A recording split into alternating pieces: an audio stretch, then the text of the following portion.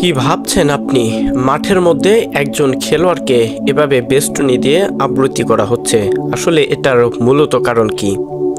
এমন একটা দুর্ভাগ্যজনক ঘটনা ঘটেছে যেটাতে ফুটবল প্রেমীদের মাঝে লোমহর্ষক একটা ঘটনা। স্কটল্যান্ড এবং হাঙ্গেরির মধ্যকার ম্যাচটিতে এমন একটি ঘটনা ঘটেছে যেখানে পুরো স্টেডিয়ামে থাকা দর্শকরা স্তব্ধ হয়ে গেছিল। বার্নাবাচ বার্গ হাঙ্গেরির জাতীয় দলের একজন স্ট্রাইকার গোল প্রান্তের এমন একটা সামনে গিয়ে নিজের দলকে জয় এনে দেওয়ার জন্য প্রচেষ্টা করেন বারবারই, কিন্তু এমন একটা পর্যায়ে গিয়ে ইনজুরির শিকার হন যেখানে মাঠে ডেড স্পটই বলা যেতে পারে, একদম ঠিক জায়গায় শুয়ে পড়েন।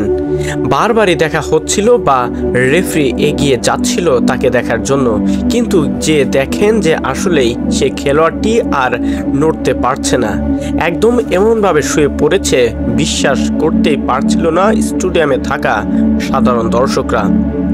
একদম তখনই ভাবা হচ্ছিল যে খেলোয়াড়টি হয়তোবা আর বাঁচতে পারবে না। মাঠে যেভাবে পড়েছিল, হাত পা একদম যেভাবে মৃত মানুষ শুয়ে থাকে ঠিক সেভাবেই পড়েছিল।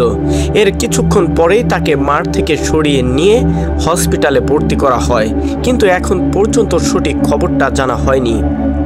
উয়েফা কাপ অর্থাৎ ইউরোপিয়ান চ্যাম্পিয়নশিপ ধরে রাখার জন্য প্রতিটা দল তাদের জয়ের বিকল্প আর কোনো কিছুই দেখে না। ঠিক বার্নাবাচ বার্গও তার নিজের দলের জয়ের জন্য মাঠে নেমেছিলেন এবং সর্বোচ্চ তার দিয়ে চেষ্টা করেছিলেন দলকে জেতানোর জন্য।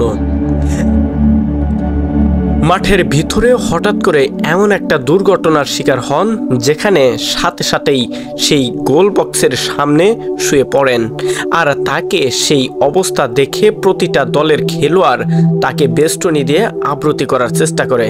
এমন একটা ঘটনা ঘটেছে যেখানে স্টেডিয়ামে থাকা সকল দর্শকদের মনে নাড়া দিয়ে উঠেছে তাকে নিয়ে উদ্বেগজনক এমন একটা ইনজুরি।